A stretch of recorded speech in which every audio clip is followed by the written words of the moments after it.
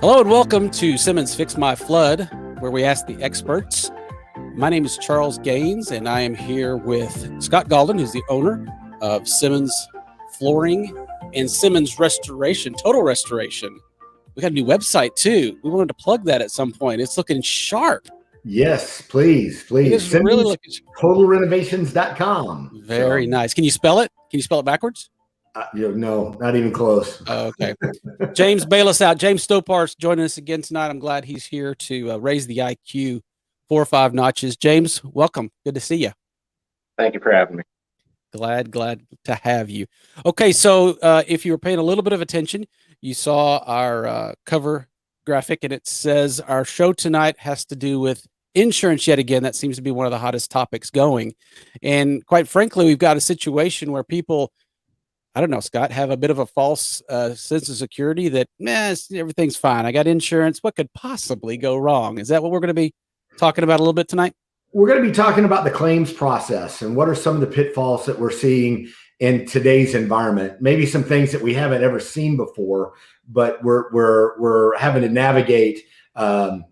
Given the amount of claims that the insurance companies have and how they're responding to those claims has definitely been unique in the last several weeks. So we want to kind of give people some ideas of some things that they may need to have in mind as they navigate this process. Absolutely. James, how things been going for you just real quick before we dive into our listener questions? We haven't seen you in a couple of weeks, and I know it's still been crazy, but what's been going on in your world, and how could you, if you would kind of encapsulate what your world is like right now, how would you do that? How would you share that to us? If there was a rock I could go hide under. The old hide under the rock trick. Very nice. No, it's a joke. Very nice. Well, because I talked to right. I talked to a lot of your customers, and they say just the opposite, that you're always there, you're always available, and you always have the right answer. So no pressure tonight. We're expecting all the right answers. Yes, we have a lot of business right now. There's the industry is just flooded with what's happened. No pun intended, obviously. I see what you from did that there. From that freeze. It was a catastrophe.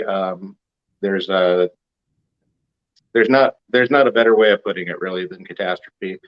I've even been on the phone with FEMA, and it's pretty remarkable that you would be getting contacted by FEMA as a result of just a week's worth of freezing, Yeah.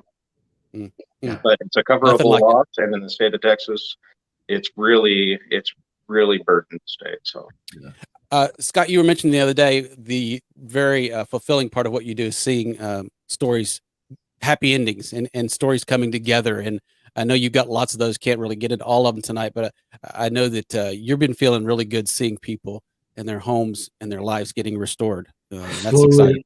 Slowly but surely, we're making our way through it. And, the other thing that I'm always trying to counsel our customers, because in a lot of cases, I feel like they're dealing with trauma, right? It's not just that their houses are messed up. They're dealing with trauma. Their lives have been turned upside down. And the two things that I always try to explain to them is, one, be patient. That's the only thing I can counsel is just patience. Those that are patient will win. When you start to get in a rush and you start trying to cut the corners of the process, bad things happen. And then the second thing is we always have to remember we've got so much to be appreciative of.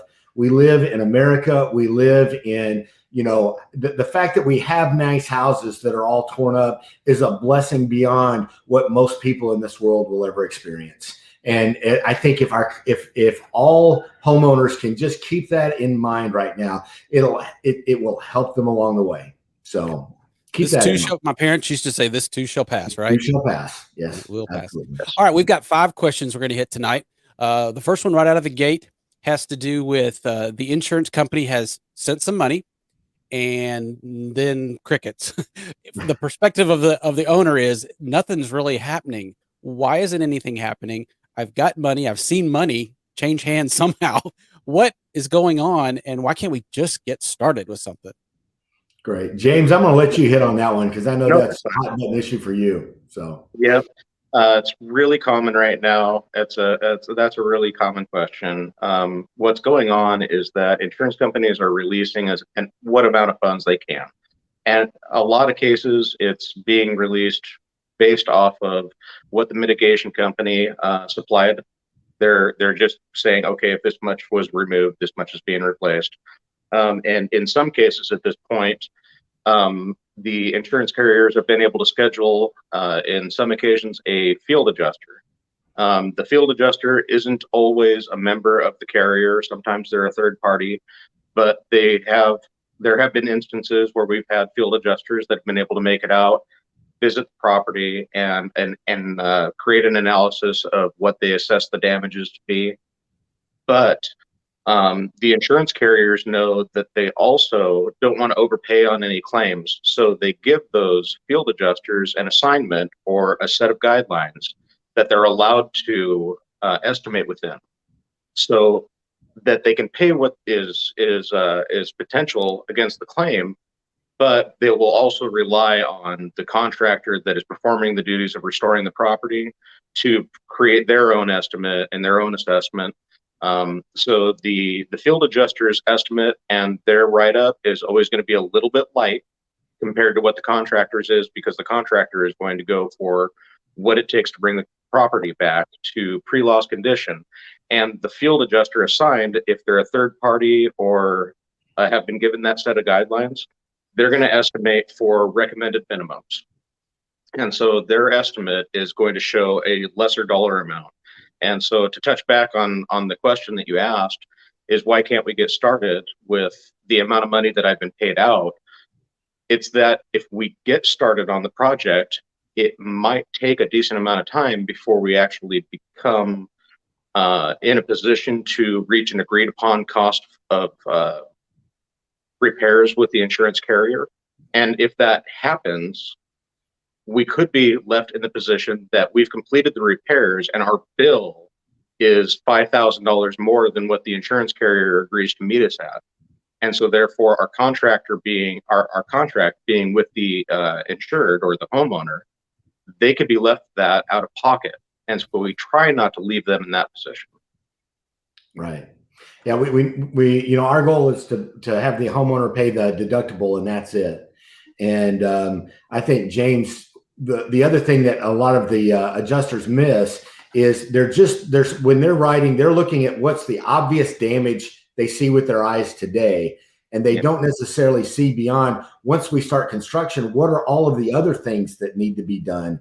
I know James was on the phone with one company. It was actually a very large project. They only wanted to put one coat of paint on. And James is like, look, one coat of paint's not going to cover it. It's going to need 2 coats of paint to cover it. It may seem like a little thing, but you take that little thing times 7 or 8 different items in an insurance claim, and it starts to add up to real money.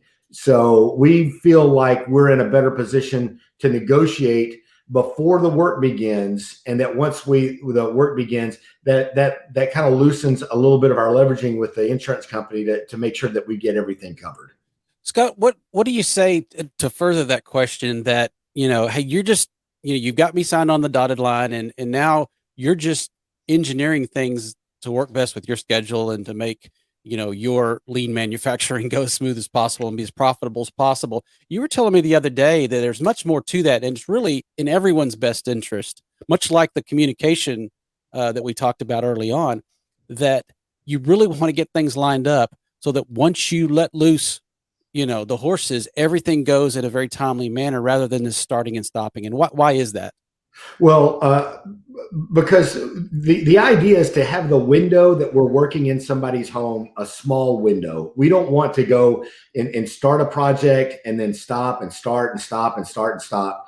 As well as, given the current environment we're in, we have to make sure that all of the materials that we need for a project that are available. We're running into a lot of situations where there's materials that aren't available. And as a result, we're not in a position to start the project because we don't want to get something completed, be ready to have this crew go in and do the job, and they don't have any materials to work with. So we just feel like it's best that we wait. We cause the minimum amount of disruption for the family. I'm going to also say this. A lot of homeowners are really big on, I want my project to start now, without the idea of what it's going to be like or when it's going to finish. I always like to use Stephen Covey's phrase from his book, 7 Habits of Highly Effective People. He says, begin with the end in mind, not the beginning in mind. So as we're looking at a project, we're actually looking out and how is this project going to end? And we're backing it up from there instead of just focusing on trying to get a project started. Some wise words. So, okay. So I understand now that that's why we haven't gotten started. So now the clock's ticking, it's going. What's taking so long just to get the claim going? Okay, I understand all that about logistics and backlogs and all that kind of stuff, but the claim itself seems like it's taken so long. How can you respond to that? James, let me throw that one to you on that one. I mean, not that you did. You've only heard that about 100 times this week, and so I just thought I'd ask you. On the end of the microphone. So the claims process is taking so long because all of the adjusters that I've been dealing with recently are completely inundated.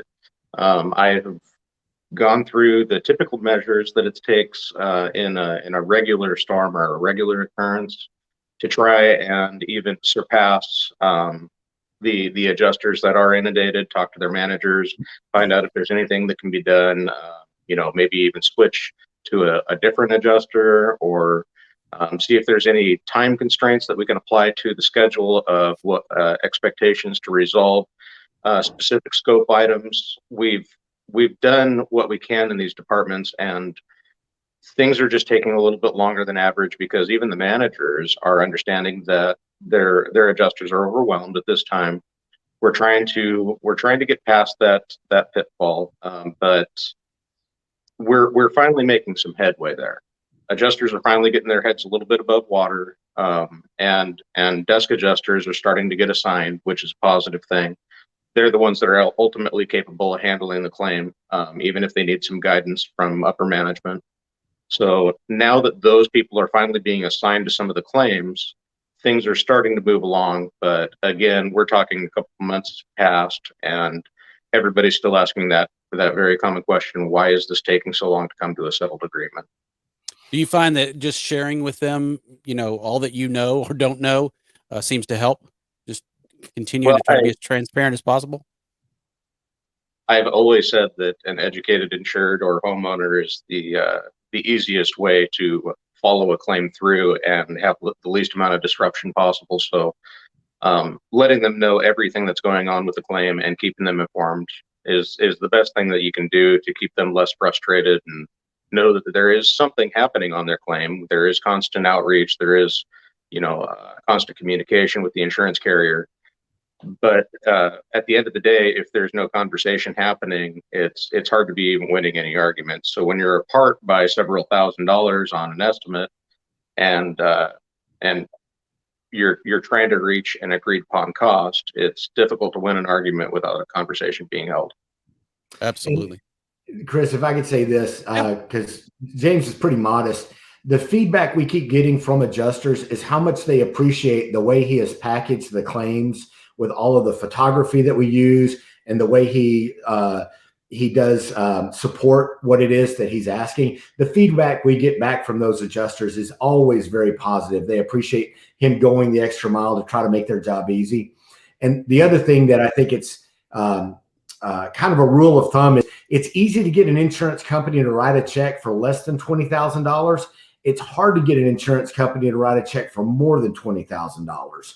And what happens is a lot of these claims start out below 20. And as we start to find more and more stuff, it starts to go up above 20. Well, for a lot of these insurance companies, that's the threshold where it requires being passed on to other management and have more and more and more sign-offs. So the other thing you have to realize is every time we go up in size of a claim, it requires more eyes reviewing it as well. And that extends the process quite a bit. That makes total sense. And you said 20,000 is kind of that magic number?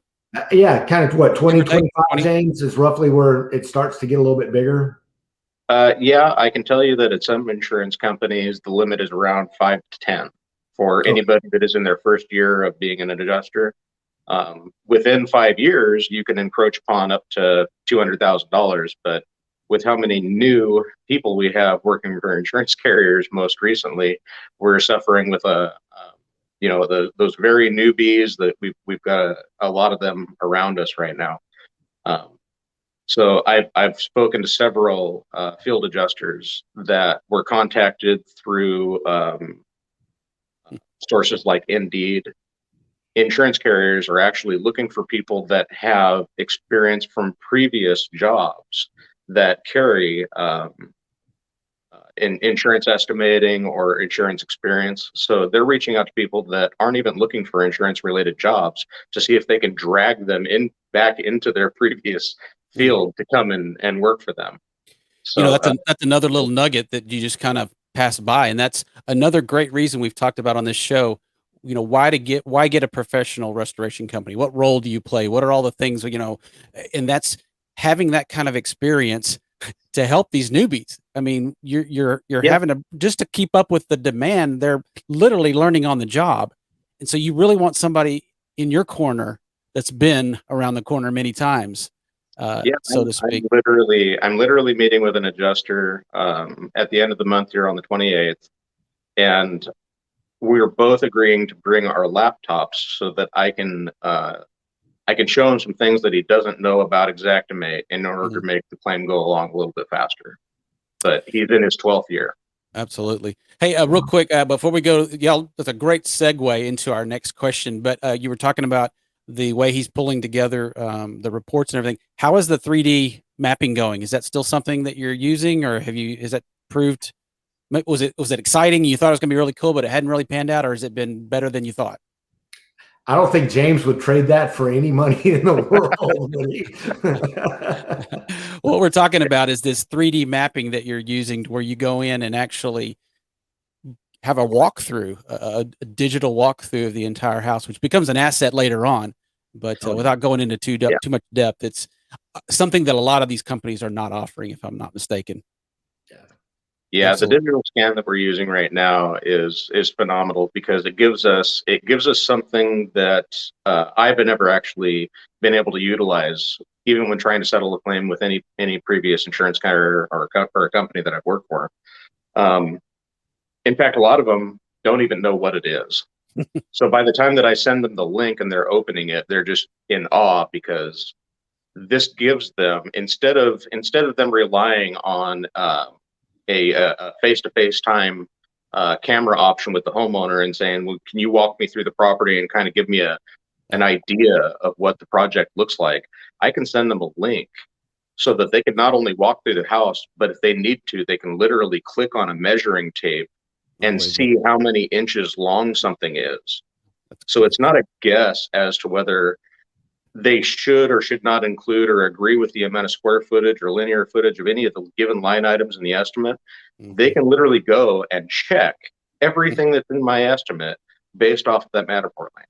Unbelievable. So they don't have to go to the job site. They don't have to get out of their chair and go into any room they want to and stay as long as they need to virtually. Well, that's great. Okay. Well, you can see the next question has been teed up for us, and that's, the insurance company has put a number out there, but why do you think it will cost more? Let's talk just a little bit about that and what you see in this question and what you're seeing from people asking this question. And Scott, I'm gonna start with you on this one. What was meant with this question as it comes forward? Is there more to it than just the adjustments that come, in the normal course of doing this? It gets a little unnerving when you've got this amount and then you come back at this amount and it's back and forth. Well, and this is, I wanted specifically to have this question because of James, because this is where he operates so well. The insurance company is, in a lot of cases, will say, well, we only cover this, or we're only authorized to cover this. And after a discussion with James, and about 10 minutes later, they've come to our side of the story. So I don't want to step on anything James could say about this, but he's really good at helping them to see that sometimes their policies, their internal policies, are wrong. Yeah. So there are instances, and I would just maybe we need to just jump straight into industry standards. Yeah. So there are technical allowances within what is acceptable of a finished product. And so if you have, we'll start with drywall. if there is flood cutting on any surface of drywall and it has a certain depth of texture applied to it, the drywall that was originally half-inch now has bedding and tape and float coats at every joint and seam, especially at butt joints, because there's no taper to those edges of the sheets of drywall. So we have this expansive amount of mud that is placed in broad areas, and when texture is applied on top of that, it only expands upon the depth of the drywall. So what I'm trying to get at is that there is a measurable taper to the floating that is acceptable into a depth or surface of texture. So that is measured by light with a straight edge. And so when you have a specific texture that's been applied to a drywall surface and it's been flood cut, if the texture is, we'll start with 1/16 inch of depth, the texture needs to be floated and blended into that product approximately 2 feet in order to comply with industry standards. And it's measured with a straight edge, like I said, with a flashlight. You will actually take a straight edge, place it up against the texture, and you have to shine from the back side with a light so that you can measure the amount or light gap from behind the trowel or straight edge being used. And so what happens is insurance carriers will apply a certain amount of texture and so forth to any given area, but they're not necessarily paying attention to the type of texture or what it takes to blend into those surfaces. So if there is a sprayed upon, we'll say a sprayed knockdown, it creates plateaus. So the material is initially sprayed upon the wall, it's given a certain amount of time to set, and then a hard trowel is wiped over the top of it to create mesas or plateaus. When trying to blend into that surface, you can only imagine trying to take new drywall into old drywall where you have that flat texture that has concaved areas in it or veins. You're troweling mud into those areas and you're hitting the tops of all the plateaus and filling all the voids. Now, at what point across that surface do you think that process is going to end? It's not. Right. You're going to continue to fill that void all the way across the wall or all the way across the ceiling. So essentially what that means is that will never get blended into with any gradual amount of taper that will ever apply to industry standards, and therefore needs to be coated over entirely so that a new texture can be applied to that wall. And no adjuster on the planet is going to know that. It will only apply to anybody that's been in the industry and actually knows these things.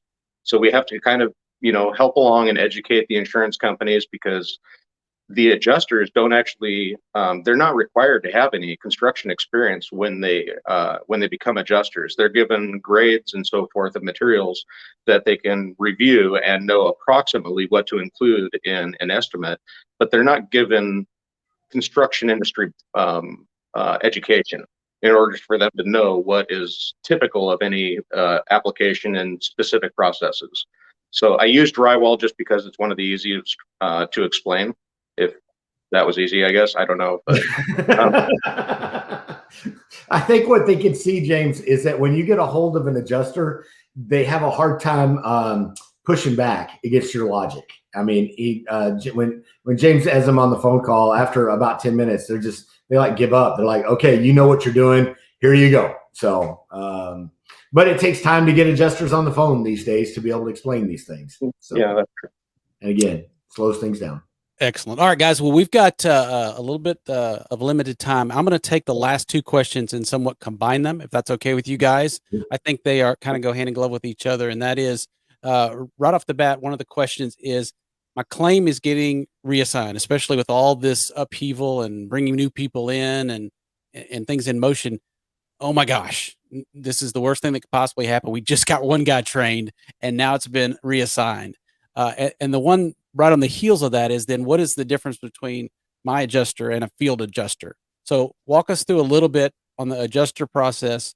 What happens if there's a change, and what's the difference between those two? So let's just toss this straight to James on that one. Okay. Yeah, sure.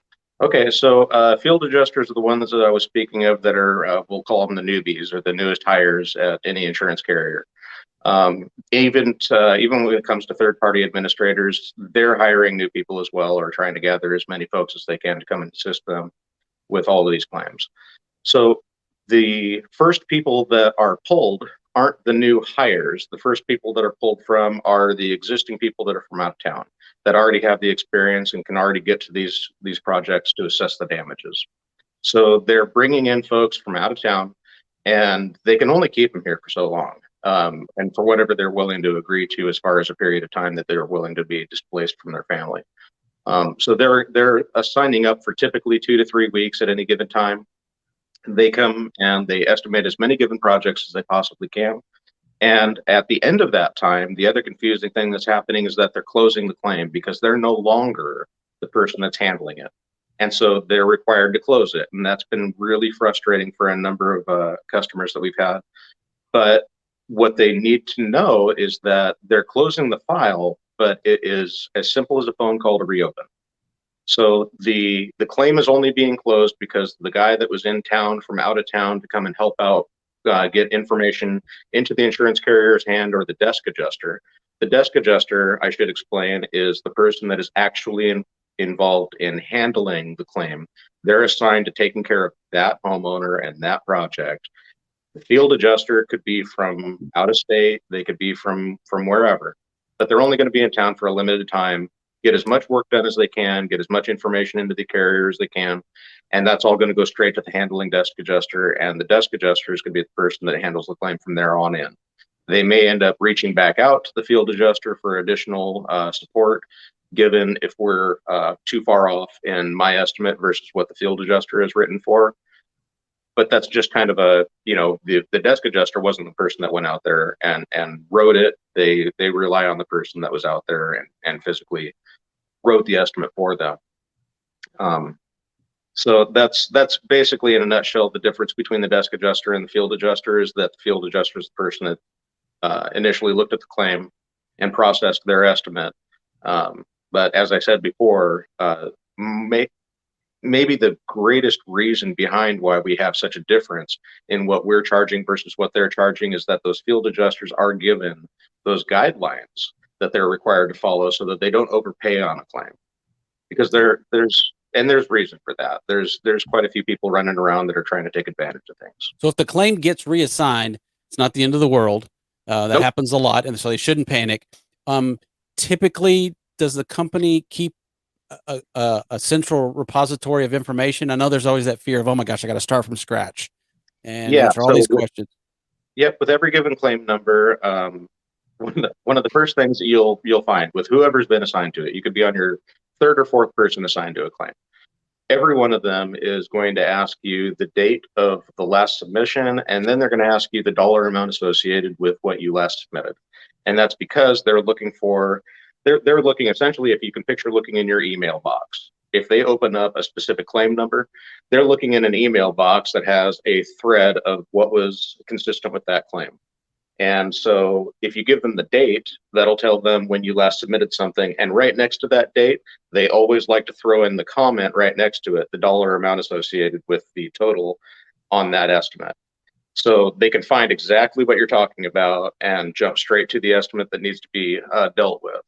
So they do have a process that they go through in order to, if they're new to the project, they do have a process to realize what was the latest and greatest of what has recently been discussed. And then the other thing that's going along with that, though, is that every new person that has been assigned is always given a grace period to get themselves, kind of up to speed with where the claim currently sits. Because if they're newly assigned, they want to look through the photos, they want to look through the estimate that was previously provided by the field adjuster, and then they want to review what we're submitting to them and find out why we're, apart if we are. Absolutely. Makes total sense. Scott, do you want to add anything to that before we start to wrap up? No, just again, I'm so glad that we've got a guy like James on our team. He's so effective with the adjusters and knows so much about what he's doing. And just want to assure the clients that we have with us that you've got somebody that's a real quality, high knowledge person working on your behalf with Simmons. So absolutely. Well, that's part of our team, buddy. Appreciate it. And he's one of many. He happens to be at the top of the food chain, but there's a lot of great quality people at Simmons. And so you can go check them out. And by the way, we need to plug the new website as well. SimmonsTotalRenovations.com. Great job, guys. It looks fantastic. Thank you. I mean, they can find just about anything here, right? Absolutely. Yep. And can Wonderful. contact us through that website as well. So, Well, hey, look at that good-looking guy there. hey, we got a couple of them over there. Wow, not bad. All right, you want to plug the phone number one more time?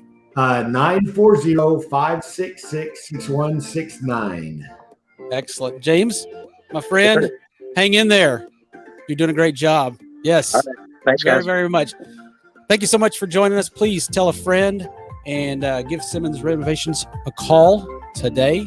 They can help you out there on your side. Thanks so much for joining us, and take care.